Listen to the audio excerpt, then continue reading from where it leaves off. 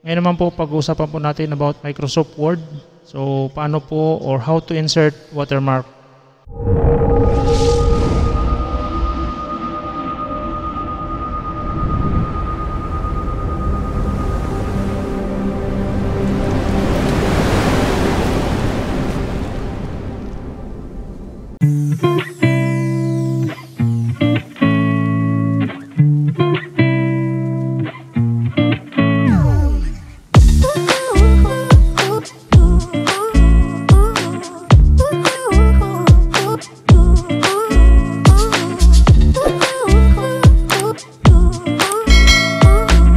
So, hello mga partners, magandang araw muli. So, welcome po ulit sa ating bagong video. Ngayon naman po pag-uusapan po natin about Microsoft Word. So, paano po or how to insert watermark. So, let's go po. So, mag-open po tayo ng ating Word document, no? Okay. So, ang gamit ko pong Microsoft Office is 365. No? So kung kayo po ay ibang ginagamit niyo, so try nyo rin po, baka pwede naman po. So sa tingin ko po, pwede naman ito sa kahit ibang version ng Microsoft Office.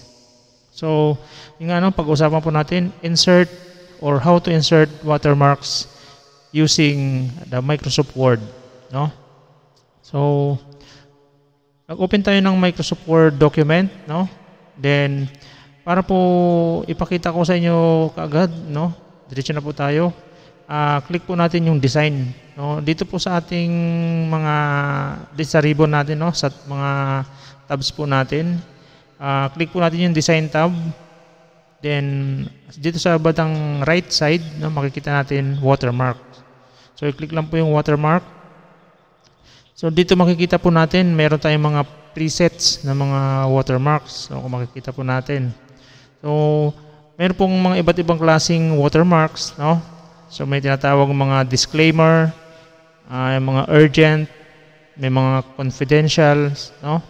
So yan, makikita naman po natin. Do not copy, mga nakalagay po dyan. So yan po yung mga sample ng watermarks. So mag-try tayo mag-click ng isa. Kunwari, ang piliin natin itong urgent, no? Click natin. So kung titignan natin, nandun na siya. Automatic nandun na siya sa ating document. Try natin lagyan ng konting then baba natin, no? Para makita natin kung yung ating watermarks ay meron na rin sa susunod na ayun. So kung titignan natin, every time na magkakaroon tayo ng new page, no, new additional page, ay meron na po siyang automatic na watermarks. Depende po doon kung ano po yung nilagay natin na klase ng watermarks, no? So automatic po yan hanggang baba na yan. All throughout doon po sa mga documents natin, meron na po yan watermarks. Okay? So, pero aside from presets, no, pwede naman po natin, pwede rin po tayong mag-customize ng mga watermarks, no? Hindi lang po yung nandyan, yung nakita po natin kanina, no? So, yan yung mga presets na yan. Hindi lang po yan. Pwede naman po natin i-customize, depende po sa gusto natin. So, punta po ulit tayo sa ating, sa design, no? Sa design, then sa watermark ulit, i-click po natin. Makikita po natin dito sa bandang baba, customize or custom watermarks. So, makikita po natin. So, kung gusto po natin baguhin yung ating pong watermarks, so click lang po si custom watermarks, no? Then, so magkakaroon po ng panibagong pop-up window, no? Dito makikita po, mayroon pong tatlong klase na tatlong options si printed watermarks. Ito po ay si text watermarks, mayroon pong picture watermarks at saka yung no watermarks. So pag-usapan po natin dito si text watermark. So ito nga po yung text watermark, no, yung sample natin. kung gusto po natin i-customize, no, may mga choices po rito. So unang-una, yung language, no? So pwede po natin piliin kung ano pong klase ng language. So sa atin po, usually English United States or English Philippines. So try natin, meron bang Filipino dito? So meron siyang Filipino. So possible na magkaroon tayo ng language din na sa atin sa Filipino, no? But para sa example natin, dito po muna tayo sa ating English, no? Then dito po sa text, no, may mga nakalagay po diyan, yung mga sample na makikita natin doon, yung sa presets. Yan po yan. Pwede naman po natin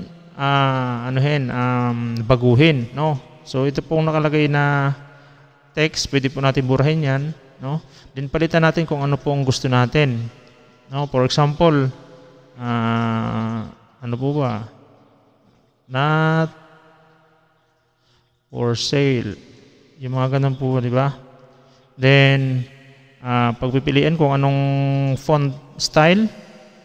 So, depende po sa inyo kung anong font style nyo. Then dito sa size, depende po kung anong size. Then sa color, marami pang color. Then more colors kung kailangan nyo pa ng iba pang kulay. Kung gusto niyo naman po ng semi-transparent, no? I-click niyo lang po 'yan. Pagka hindi po siya naka-click, so ibig sabihin magiging matingkad yung kulay niya, no? Hindi siya transparent. Okay? Then sa layout, so kung gusto niyo diagonal or horizontal, so depende po sa anong gusto niyo. Okay? So try po natin i-apply, no? 'Yon. So kung makikita po natin nasa apply po tayo din okay. Makikita po natin, yun na po yung nakalagay sa ating watermarks, not for sale. So, dito naman po sa isa, yung picture watermark, no? Kung titignan po ulit natin, picture watermark, dito naman po ay kung gusto nyo maglagay ng watermarks na picture. I-insert na po kayo ng picture na pwede nyo gamitin as watermark. Then, pwede nyo po siyang ma-scale. No? Kung gusto nyo, automatic yung scaling niya o 500%, malaki o maliit. Then, yung wash out po, ito po yung parang transparency din. No? Once na click nyo yung wash out, magiging semi-transparent siya. Parang yung dito rin kanina sa text watermark. No?